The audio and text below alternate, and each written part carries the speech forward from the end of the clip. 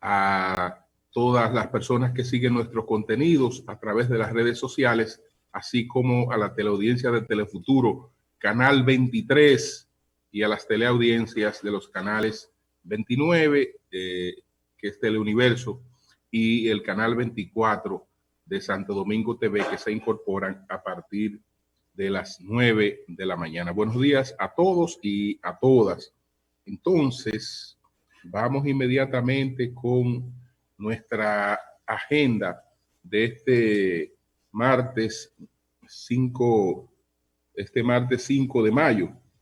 Nos referimos en primer lugar a la batalla para apagar a Duquesa y su contaminación eólica, las medidas para contener el contagio del COVID-19 en las penitenciarías, principalmente en La Victoria, las escalofriantes advertencias de Valdés Albizu sobre el impacto del retiro, un posible retiro de un 30% de los ahorros de los trabajadores en los fondos de pensiones.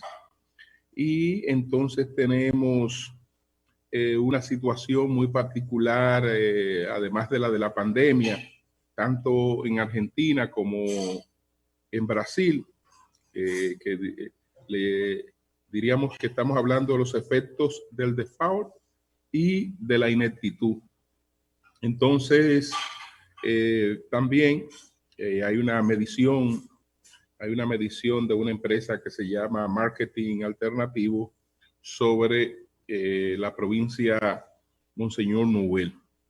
Entonces, bueno, señores, se está dando la batalla para apagar este incendio que se ha producido en Duquesa, cosa que se da cada cierto tiempo, y esta vez existe la certeza de que no pudo tratarse de algo accidental por la forma en la que se ha producido y por lo abarcador que ha sido el incendio, pero es bueno aguardar por una investigación para establecer las responsabilidades, que eso no sea motivo de especulación, que eso no ha dado nunca buenos resultados. Especular, adelantar, sugerir, eso no ha dado buenos resultados, porque después entonces la gente no cree en los resultados finales de una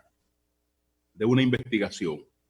Entonces, ayer le fue llevado el informe de lo que se ha podido hacer hasta ahora al presidente Danilo Medina, y el ministro de Obras Públicas, Ramón Pepín, informó de lo que se había logrado hasta el día de ayer.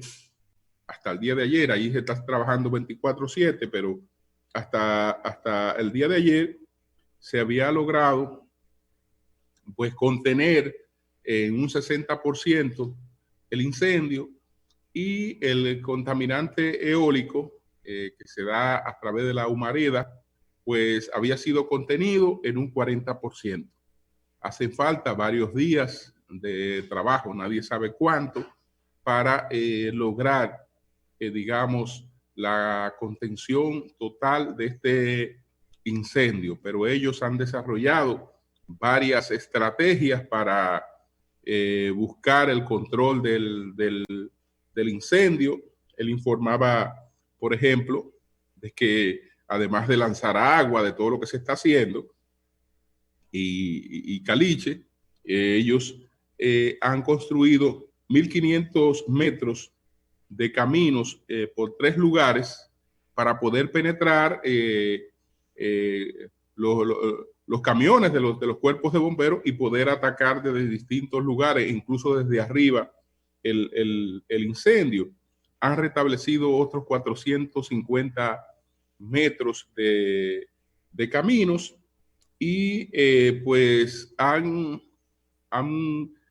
vaciado unos 37.500 metros cúbicos de caliche en esta operación combinada para contener a Duquesa, que ha sido un factor de preocupación de los residentes en el Distrito Nacional y de parte de la provincia de Santo Domingo. Duquesa está ubicado en Santo Domingo Norte, pero tiene impacto en el Distrito Nacional, en Santo Domingo Norte y en Santo Domingo Oeste y otros municipios colindantes. Entonces, hay una tarea pendiente que ya tiene que ser un plan del próximo gobierno, ver cuáles de estas estrategias que se han elaborado hacia el futuro. Ahí estaba la de Dominicana Limpia, por ejemplo, que uno de los objetivos era precisamente la solución de Duquesa, pero es evidente que la actual gestión ya no tendría tiempo para solucionar, para el plan de solución de Duquesa. El tiempo sería para contener este incendio, tratar de establecer la vigilancia necesaria para que las posibles manos criminales que han actuado en esto no puedan volver a actuar, porque esto, además de la molestia, además de la posible incidencia que pudiera tener en la salud de la gente, tiene un costo económico bastante alto y una desviación, porque nosotros, todo el potencial del país ha estado concentrado en tratar de contener al COVID-19 y este es un nuevo frente, lamentablemente, que se abre creando esta situación. Entonces, quería aprovechar para, reconocer lo que se ha hecho con los privados de libertad, es decir, que no han sido dejados, digamos, a la buena de Dios, con relación a la situación esta del COVID-19, sino que desde que se produjo una situación crítica en la penitenciaría de La Victoria, hubo la actuación que era la necesaria y ya hay resultados que son plausibles. Estamos hablando de que 36 reclusos que dieron positivo en La Victoria, que fueron aislados, que han recibido el tratamiento, la alimentación requerida, pues ya están recuperados y entonces próximamente serían reintegrados al penal, ya recuperados del COVID-19. Entonces esto es sumamente positivo. Todo lo que se ha hecho con estas medidas de aislamiento, de asistencia, de evitar una expansión. En La Victoria, por ejemplo, se aplicaron pruebas rápidas absolutamente a todos los reclusos. A todos los reclusos. Se aplicaron 8.473 pruebas y de ellas hubo unos 255 casos que resultaron positivos, que representa un 3.01% de los casos. Y todos los casos positivos, así como los casos que quedaron en un rango de indeterminado, fueron a aislamiento, a observación y a tratamiento. Y por eso se dan estos resultados ahora de un proceso de recuperación. Entonces, vamos a hablar de la posición que ha externado el gobernador del Banco Central, don Héctor Valdés Albizu, sobre los efectos que tendría el retiro de un 30% de los ahorros de fondos de pensiones de los trabajadores, cosa a la que este caballero se ha opuesto prácticamente de manera radical, porque yo considero que por parte de los políticos es hasta una inmoralidad, porque están abusando de la ignorancia y la desesperación de la gente. Cuando tú le dices a una gente con necesidad, reclama lo que tú tienes ahorrado, desde luego que la gente accede a eso. Accede a eso. No importa el daño futuro que eso realmente le cause. Y de lo que se trata, esta parte no la enfocó Valdés Albizu, pero es mi criterio. De lo que se trata, señores, es de revertir lo que ha sido la revolución más importante que se ha vivido en este país en términos sociales después del ajusticiamiento de Trujillo, que no es otra cosa que esa reforma a la seguridad social. La Revolución Francesa invocó en su eslogan tres elementos. Tres elementos fueron los que sirvieron de eslogan a la Revolución Francesa. En la Revolución Francesa se hablaba de libertad, de igualdad y de fraternidad. Desde luego, la igualdad y la libertad no son afines. No son afines. Es decir, cuando estamos hablando de libertad y cuando estamos hablando de igualdad, no puede haber igualdad donde hay libertad. La igualdad tendría que tratar de ser impuesta como la trató de imponer los regímenes socialistas, y en eso se fracasó. La libertad conlleva el desarrollo individual de las personas, un cierto libre albedrío, y eso no se traduce en igualdad. Ahora bien, en términos sociales, es importante que las sociedades vivan con la utopía, tratando de hacer realidad la utopía de la igualdad. Nada se acerca más, señores, a la utopía de la igualdad que la ley de seguridad social, que la reforma que esa ley de seguridad social ha logrado. Esa ley ha sido la que nos ha dado a todos un nivel de vida diferente, porque ha tenido una fortaleza importantísima en uno de los salarios que percibe el trabajador, que lo menosprecia, que no le da tanta importancia, pero es tan importante como el salario monetario. Siempre he dicho que los trabajadores, los empleados, tienen dos salarios, solamente se fijan en uno, pero tienen dos salarios. Tienen el salario social y el salario monetario. Por la parte del salario social, en la República Dominicana, ustedes quieren más cercanía a la igualdad que la posibilidad que tenemos todos hoy de concurrir a los mismos centros médicos. Antes, ir a una clínica privada era una posibilidad, y si la clínica era de algún prestigio y calidad, eso era una posibilidad solamente de sectores de clase media y de clase media alta.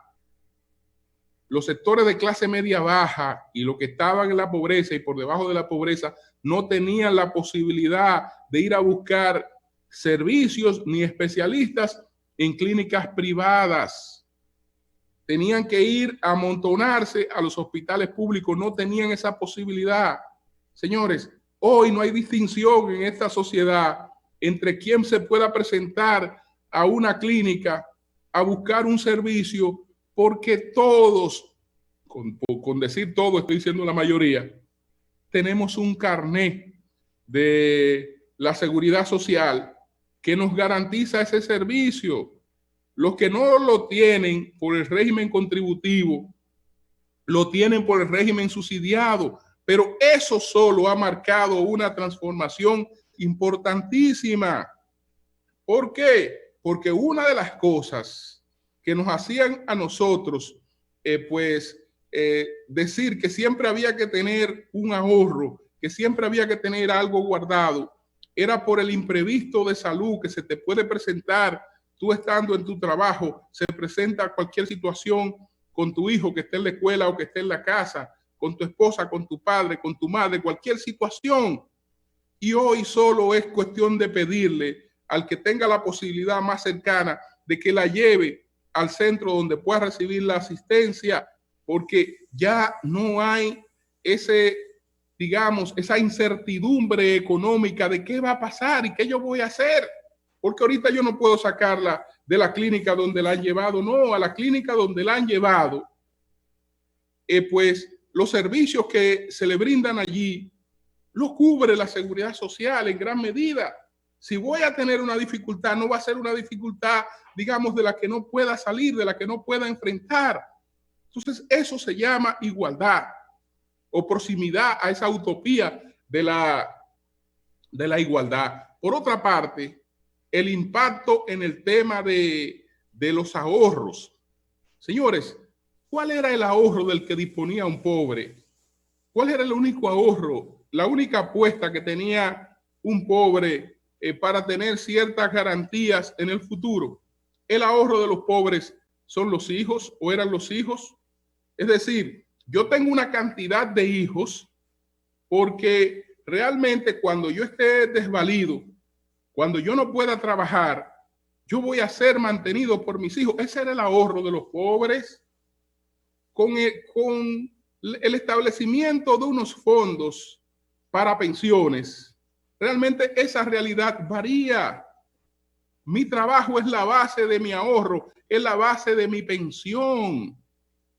Es la base de mi pensión. Y mientras más produzcan los fondos que están allí, pues mejor será mi pensión. Entonces ahora aparecen de repente unos políticos que me dicen, mire, nosotros estamos contigo, tú tienes unos chelitos ahí, tú debes comerte esos chelitos, tú debes enfrentar la crisis con esos chelitos, vamos a buscarte un 30% de lo que está ahí. ¿Qué quiere decir eso? Que ese 30% va a dejar de ganar beneficios para la pensión futura, es decir, que eso lo único que va a hacer es empobrecer la única posibilidad que yo tenía de subsistir después que ya llegara a una edad de pensión. Y fíjense que nosotros solemos ver las cosas muy lejos. El tiempo transcurre más rápido de lo que uno se imagina. ¿Quién habría pensado que se conmemoraron ayer 24 años del asesinato del niño Llenas Jaibar? Todos los que estamos aquí estábamos haciendo lo mismo que estamos haciendo ahora, haciendo comentarios, trabajando, haciendo lo mismo que estamos haciendo ahora. Y ya de ese acontecimiento pasaron 24 años. El niño Llenas Jaibar tendría hoy 36 años. Es decir, que esas cosas que nosotros vemos, que eso está lejos, que no es que ahora que yo voy a recibir eso llega. Eso llega. Entonces, Valdés Albizu hace una serie de advertencias que van desde lo que sería la propia calidad de la propia calidad de la pensión, desde lo que sería la propia calidad de la pensión, hasta el impacto macroeconómico que eso tendría. Es decir, estamos hablando de crear una crisis peor que la que se creó con el hoyo de Baninter. La del hoyo de Baninter tiene que ver no solo con los fraudes que se hicieron en Baninter, sino con lo que hubo que hacer para enfrentar esa crisis. Para enfrentar esa crisis, hubo que honrar los certificados de todos los ahorrantes de Baninter.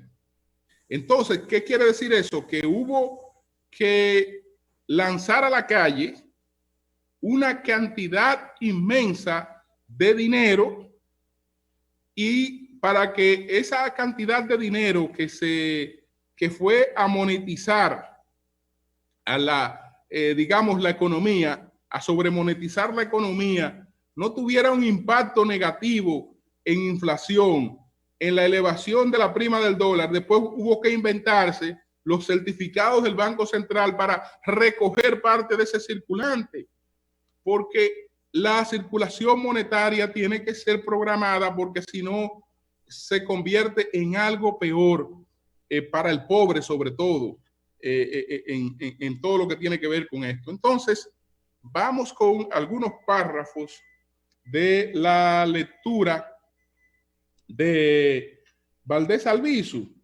Primero, él advierte sobre cuál es la razón de la ley. El sistema dominicano de pensiones de capitalización individual, es preciso recordar que la ley número 8701 de fecha 9 de mayo del 2001 establece que el sistema de pensiones tiene como objetivo reemplazar la pérdida o reducción del ingreso por vejez, discapacidad, cesantía en edad avanzada y sobrevivencia. En ese sentido, los recursos aportados por los trabajadores y sus empleadores a su fondo de pensiones son invertidos por la AFP en los tipos de instrumentos financieros permitidos con el objetivo de obtener una rentabilidad real que incremente las cuentas individuales de los afiliados. Y es precisamente esta rentabilidad de las inversiones la que al final de su vida laboral representará más del 70% del ahorro acumulado. Señores, ¿qué es lo que le está explicando Valdés Albizu? Mira, tú tienes un aporte que tú has hecho ahí, pero la pensión tuya no sale de ese aporte que tú has hecho. La pensión tuya sale del beneficio que ese aporte genere. De lo que ese aporte genere, es decir, por cada 30 pesos que tú tienes ahí, tú vas a tener 70 pesos adicionales que no lo puso, que lo ponen los beneficios que alcanzan esos 30 a lo largo del tiempo para poder te dar una pensión. Si coges esos 30, desde luego que tampoco no vas a tener esos beneficios en el futuro. Entonces, ¿qué pasa? Al 31, él explica lo siguiente. Al 31 de marzo del 2020, el sistema de capitalización individual cuenta con 3.958.730 afiliados, de los cuales 1.768.911 son cotizan. Asimismo, el total de los recursos acumulados en estos fondos de pensiones ascienden a 577.000 millones, los cuales se encuentran invertidos en una composición distribuida de títulos emitidos por el Banco Central y adquiridos por el mercado secundario de valores a través de los puestos de bolsa, 40.8, título del Ministerio de Hacienda, 35.8, instrumentos de entidades de intermediación financiera, 12.4, cuota de fondos de inversión, 5.7, bonos de empresa, 4.1, y el resto son colocados en instrumentos emitidos por fideicomiso de oferta pública, puestos de bolsa y organismos multilaterales, 1.3. De aprobarse las propuestas y la ley sometida por algunos congresistas, habrá que disponer de unos 173.000 millones, el equivalente al 30% de los fondos, para devolver en efectivo a los afiliados, lo que solo sería posible liquidando títulos de manera anticipada, principalmente de aquellos emitidos por el Banco Central o el Ministerio de Hacienda, los cuales en su mayoría tienen fecha de vencimiento de mediano y largo plazo y tasas de rendimiento favorables y consistentes con los objetivos previsionales de largo plazo. Segundo, las consecuencias negativas para la estabilidad macroeconómica de manera práctica para implementar una operación de esta magnitud a fin de obtener liquidez necesaria, las AFP tendrían que vender los títulos directamente a los emisores primarios en caso de que los mismos estén en capacidad y disposición de repagar de forma anticipada dichos títulos.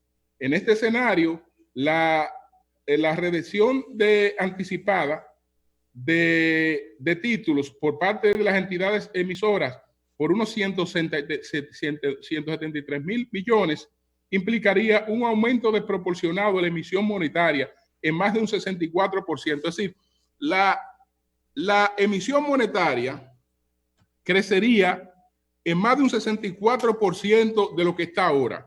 ¿Qué haría más de un 64% de pesos circulando, salir a buscar dólares. Es decir, incrementar el consumo, salir a buscar dólares. ¿Qué haría un mayor consumo y demanda de productos que tienen un componente de dólar en un momento en el que los sectores que generan divisas están en crisis, en un momento que está en crisis la remesa, en un momento en que está en crisis el turismo, en un momento que las exportaciones también están en crisis? ¿Qué significaría eso? Encaramar el dólar, nadie sabe a cuánto por uno. ¿Qué significa eso? Que por una piña usted va a tener que dar yo no sé cuánto. Es decir, que el valor en términos reales de lo que la gente va a recibir se va a volver sal y agua. Sal y agua. Y después entonces no va a tener ni los ahorros, pero ni los beneficios de los ahorros, porque lo que va a tener es una cosa que le va a perjudicar más que eso. Entonces, esta es una demagogia tan grande que fíjense que ahí se han aparecido unos diputados a plantear eso, pero eso no cuenta con la anuencia de los partidos de ninguno de esos diputados. Hay varios diputados, por ejemplo, del PRM que plantean eso, pero eso no es lo que plantea Luis Abinader. Luis Abinader no está de acuerdo con eso. No está de acuerdo con eso. Es decir, nadie que tenga un criterio de lo que es el manejo macroeconómico mínimo está de acuerdo con una cuestión así, que además es absurda. Además es absurda, que hay ejemplos que otros países, bueno, cada país tiene su realidad y a veces no son los aspectos esencialmente macroeconómicos lo que la determinan. Entonces, los que quieran seguir viendo esta advertencia de Valdés, porque tiene otros puntos que yo por razones de tiempo no lo voy a leer, pero están ahí y explicado con mucha claridad, con mucha claridad. Eso es sencillamente una cuestión absurda, porque tenemos que desbaratar los negocios que se han hecho, hacer una serie de cuestiones, porque fíjense lo que le explica, el Banco Central no compra certificados solamente para tenerlo guardado, es que entonces los puestos de bolsa, como tienen confianza en lo que ocurre con esos certificados, van y lo compran al Banco Central y al mismo tiempo todo eso va produciendo una dinámica de crecimiento económico que es importante. Esa dinámica entonces iría a un proceso de fracaso total y nadie sabe, señores, dónde quedemos después de esto. Entonces, dejo aquí lo de Valdés, consciente de que hay muchos otros párrafos ahí interesantísimos de lo que no voy a poder leer en estos momentos. Entonces, miren, quiero poner un ejemplo de una situación frente a la que no podemos ser indiferentes. Miren, yo veía un editorial que publicó El País hace 2 días sobre la situación de Argentina. El nuevo presidente de Argentina ha estado enfrentando la situación del COVID con efectividad, realmente con efectividad. Porque Argentina, vamos a ver cuántos casos tiene Argentina. Argentina tiene 4.887 casos y tiene 260 fallecidos. Mientras que Brasil tiene 108.266 casos y tiene 7.343 fallecidos. La diferencia no es que en Brasil hay más gente que en Argentina, esa es una. Pero si Brasil tiene 3 o 4 veces más gente que Argentina, tiene en este caso 30 veces más muertos que Argentina. Es decir, que los muertos no están multiplicados ahí por la población, sino que tienen un potencial que incluye otra cosa. Y esa otra cosa es el manejo. Evidentemente que en Argentina se tomaron las medidas parecidas a las que se tomaron en la República Dominicana con tiempo, mientras que Bolsonaro pues dijo que no creía en eso, una serie de cosas, y realmente se ha arrepentido. Y está arrepentido porque lo que está ocurriendo en Brasil es terrible. Pero lo penoso en el caso de Argentina es que Argentina está enfrentando el COVID-19, pero tiene al mismo tiempo una situación que Argentina quisiera vivir por ahora con COVID-19, porque inmediatamente Argentina tiene que enfrentarse a una nueva declaratoria de default, es decir, de imposibilidad de pagos, lo que no ocurre desde hace 20 años en Argentina. Entonces, fíjense lo que significa descalabrar una economía que después que se descalabra, es muy difícil, señores, de volver a recomponer. ¿Cuál es la situación de Argentina? Busquemos un párrafo que nos resuma cuál es la situación. Por ejemplo, el presidente, que es Alberto Fernández, recibió del presidente Macri una deuda bruta de 323 mil millones de dólares a finales del año pasado. Los inversores privados tenían una cartera de 133 mil millones, de los cuales 83 mil millones correspondían a bonos emitidos en divisa extranjera. Hasta finales del 2023, el pago de intereses supondría unos 30 mil millones. Sin aplazamiento, Argentina debería destinar a su deuda externa el 17%, entre el 17 y el 23% del Producto Interno Bruto.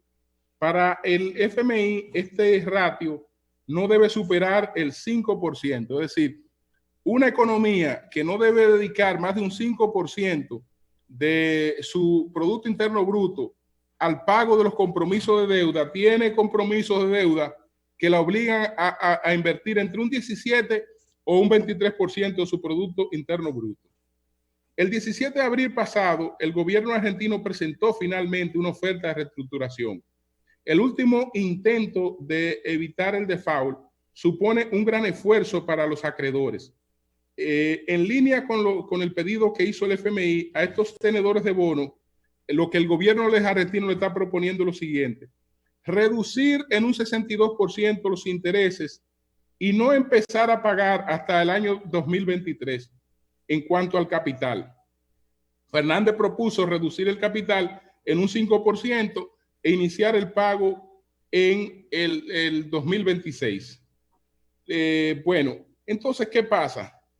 Ahora estamos a 5 de mayo. En dos días, pues ese tema tiene que definirse. Ese tema tiene que definirse y es probable, lo más probable es que quede la declaratoria del default. Es decir, fíjense cómo una economía que vive un momento crítico, como lo viven todas las economías del mundo, con esta situación del COVID, tiene una situación muy particular que la deja prácticamente en una situación de hundimiento. De hundimiento. Entonces, todos estos espejos hay que verlo. Lo de Brasil que mencioné ya es otra cosa. Ese es el espejo de lo que los electores encuentran cuando van a las urnas a votar con desesperación, cuando van a las urnas a votar sencillamente contra lo que está, sin percatarse de qué es lo que puede venir. Este señor, que por sus políticas irresponsables ha generado esta gran cantidad de muertos en Argentina y en Brasil, y esta gran cantidad de contagios, ¿usted sabe qué es lo único que dice ahora ante la población? Que él es apellido Mesías, pero que no puede hacer milagros. No puede hacer milagros. Entonces, políticamente se le está descomponiendo la situación. Ya, digamos, el personaje de mayor prestigio en su gobierno, símbolo de la supuesta lucha anticorrupción, Moro, renuncia. Él se queda sin crédito político, enfrentando una terrible crisis económica que ya la tenía antes de llegar, con una terrible crisis sanitaria y sin opciones esperanzadoras para la gente. Así, señores, no se debe vivir. Entonces, dije que había una encuesta, pero la voy a dejar para otro momento, un poquito más adelante, por razones de tiempo. Un poquito más adelante, pues, presentamos los resultados de esa medición. Ahora vamos a hacer nuestra primera pausa y después retornamos con otros comentarios. ¡Cambio y fuera!